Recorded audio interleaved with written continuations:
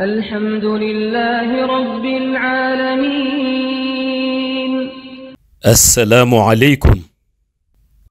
Nous ressaisissons l'occasion pour adresser nos ziyara à tous en ce mois béni de Ramadan. Nous allons continuer l'histoire de Dajjal qu'on avait entamée hier dans la phase numéro 1.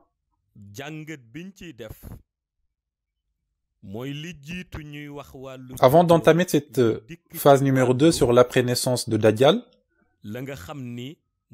nous allons nous intéresser à son surnom qui est Masih Dajjal. C'est un surnom que le prophète Muhammad sallallahu alayhi wa sallam lui a attribué, qui signifie le trompeur,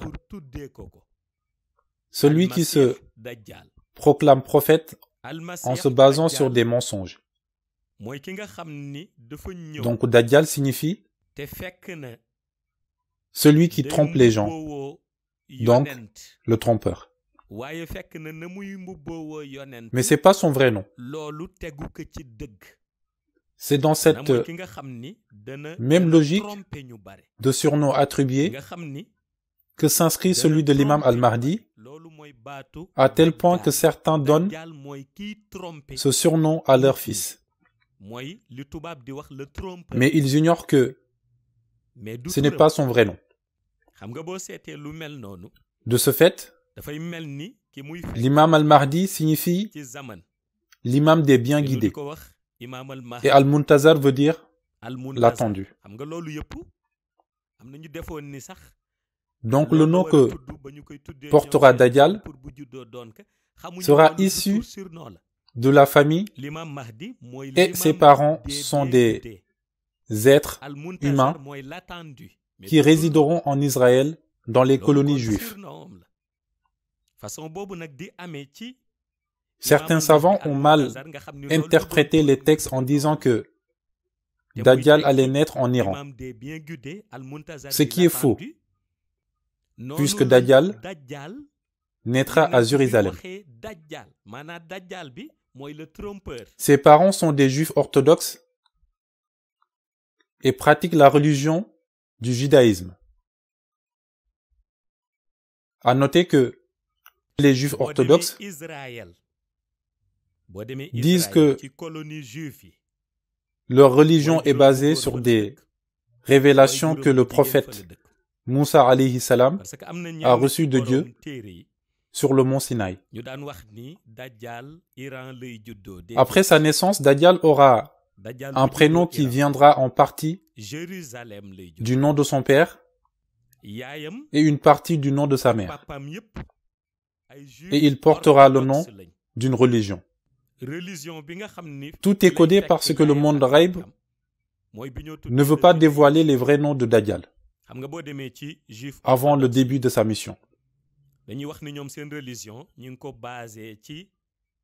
La mère de Dajjal n'aura pas une grossesse normale parce qu'elle va durer 12 mois et 14 jours, alors qu'on constate qu'une grossesse normale dure 9 mois.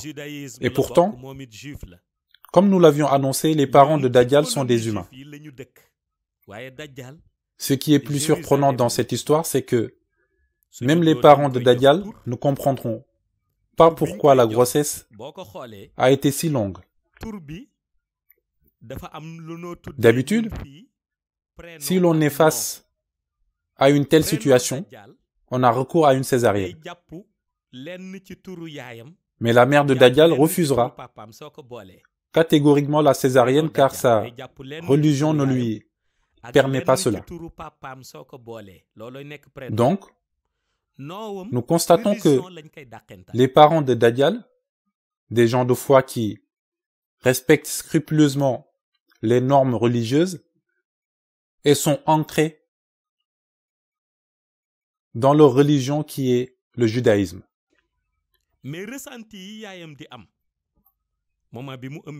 Lorsque la mère de Dajjal était en état de grossesse, elle avait l'habitude d'avoir des sensations et des rêves. Et dans ses rêves, le plus souvent, elle se voit élevée au plus haut sommet et assise sur un trône, avec des esclaves qui l'entourent, qui exécutent ses ordres et qui exaltent sa suprématie légendaire. Mais au moment où elle savoure son pouvoir avec ses esclaves, elle voit soudainement une lumière blanche jaillir en forme de boule pénétrant le ciel avec une lance, puis transperce son ventre et le trône. Et à chaque fois que cela se produit dans son rêve, les esclaves s'enfuient et le trône s'effondre. La mère de Dajjal décidera alors un jour d'aller se confesser auprès de leur guide, mais ce dernier lui dira que ses rêves étaient destinés à son fils qui allait bientôt naître, et que son fils deviendra un grand roi,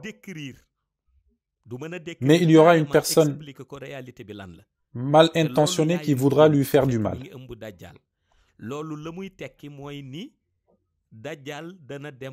À noter que les Juifs sont très savants et cultivés, mais ce guide ne pouvait pas avoir une parfaite interprétation de la réalité mystique de ce rêve.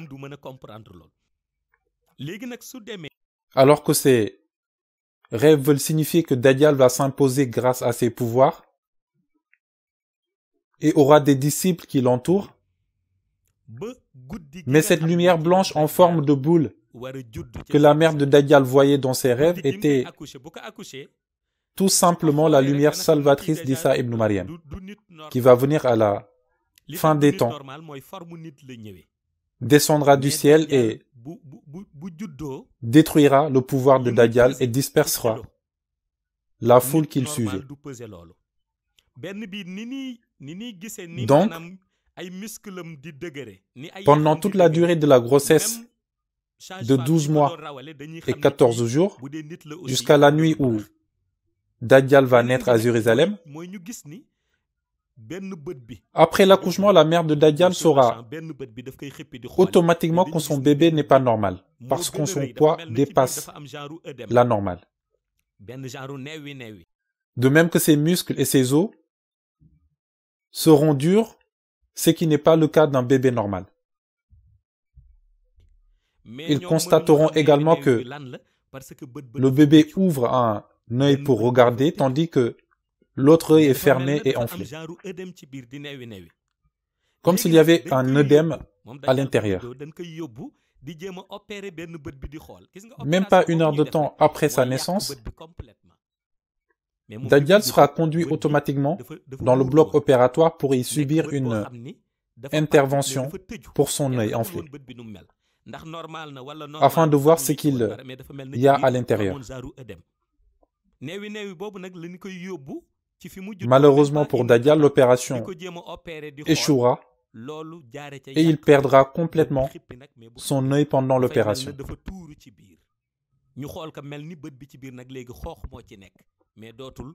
Donc c'est dans ces circonstances malheureuses que Dajjal est venu au monde.